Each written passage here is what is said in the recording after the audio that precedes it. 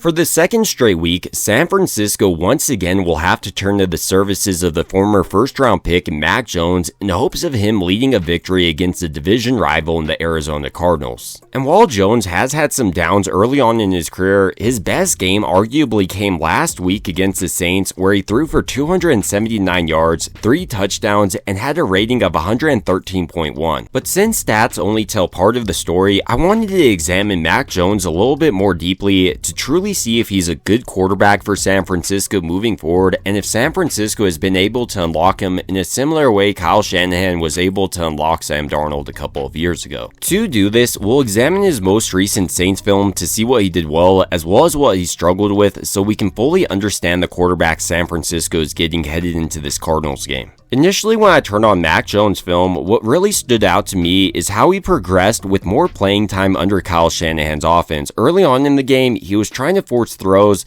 but as the game progressed, he did a much better job of reading the defense and then attacking it. To really illustrate this point, here on this play, the Saints are taking a man out of coverage, sending their nickel back right here, so Jones is able to quickly identify it and then starts reading that side of the field since there is one less man there in coverage. And on this play, San Francisco is running a bench pattern with Jauan Jennings and Ricky Pearsall. Jones, though, is able to identify his cornerback falling down on this play. And then I love the layering on this play. He's able to fit over any of these players and puts it right in Jauan Jennings' hand. In a similar way here going against the Saints, once again they're sending a nickel cornerback blitz, so Jones knows once he is coming off the edge, that's the area he's going to be reading since, like I was saying, there's one less man in coverage. And on this play, his first read is Ricky Pearsall since he is coming on a quick out, and as soon as he sees this cornerback giving Pearsall this much separation, he's throwing it even before Pearsall comes out of his break.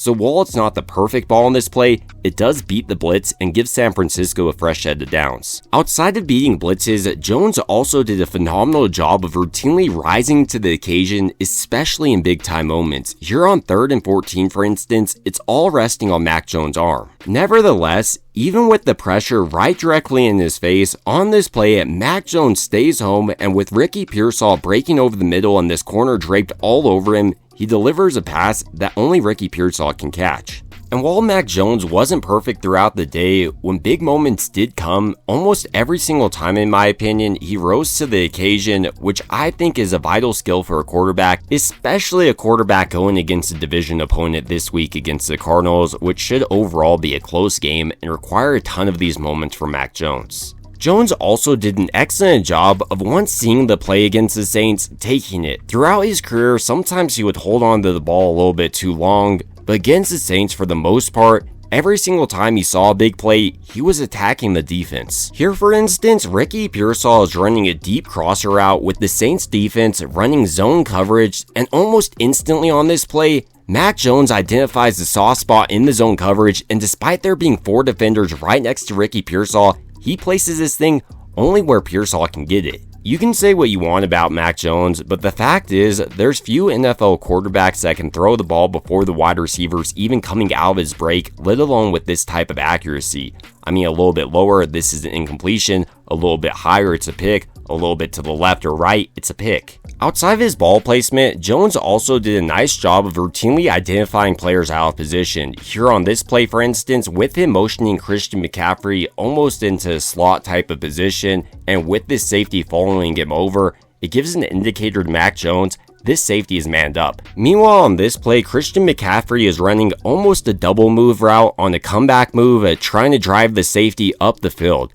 And as soon as Jones is able to identify this safety, open up his hips on Christian McCaffrey right there, he's not waiting, he's throwing this once again before Christian McCaffrey's even coming back to this ball, and that's why it's not a pick here. He's placing it only where Christian McCaffrey can get on 3rd and 10, and he picks up the first down. Another thing Jones did really nice job of against the Saints was executing play actions at a high level and then attacking the defense once he did see an opening, whether it was in zone or man coverage, which I think requires an extremely smart quarterback because you have to often turn your back to the defense, and then once you're able to put your eyes back on the defense, you have less time to read it than the traditional drop back, and often it's different than your pre-snap read because of the way the defenses disguise their looks. Another underappreciated aspect of Jones' passing game, in my opinion, that he showed off in this most recent Saints game was his ability to successfully navigate the pocket, which is something we've seen since his Alabama days. To really illustrate this point, on this play, Christian McCaffrey is running a slant pattern, and initially Jones is going to want to go that direction,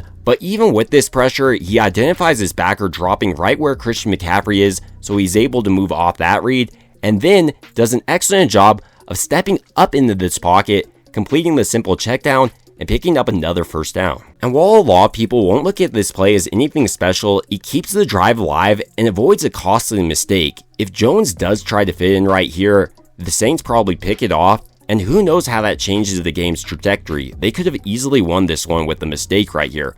But Jones is a smart quarterback, steps up in the pocket, and then, even though it's a simple check down, he's keeping this drive going. If Jones is able to continue this level of play and avoiding mistakes like he did against the Saints game, I think he could easily beat the Cardinals. But if he throws this ball instead, this will be the difference of the game. The final positive of Jones' film I wanted to touch on was his ability to take off. While not thought of as a quarterback that's mobile, he did a nice job of doing his Brock Purdy emulation in this game and taking off once he did see open lanes. And while Jones won't ever be a quarterback like Kyler Murray who picks up like 100 yards in the game, if he is able to hurt the Cardinals this week for a couple of first downs, that could be the difference in the game. So I would like to see him continue this if there are wide open lanes like right here. With all these positives in Mac Jones' first outing for San Francisco though, he did have some areas I would like to see him clean up against the Cardinals, with probably the most notable in my opinion, not trying to force the ball down the field. Sometimes he seemed overly eager to make the big play and be the hero on the play when there were open checkdowns available.